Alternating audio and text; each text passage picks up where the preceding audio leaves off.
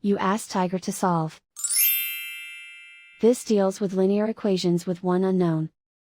The final result is x equals 1. Let's solve it step by step. Simplify the expression.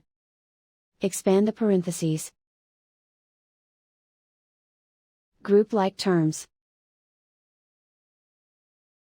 Multiply the coefficients.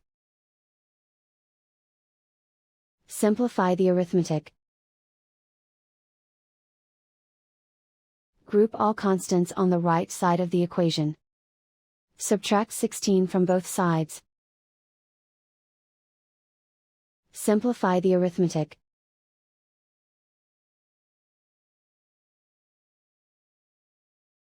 Isolate the x.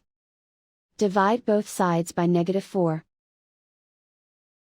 Cancel out the negatives. Simplify the fraction. Cancel out the negatives. Simplify the fraction. And so the final result is x equals 1.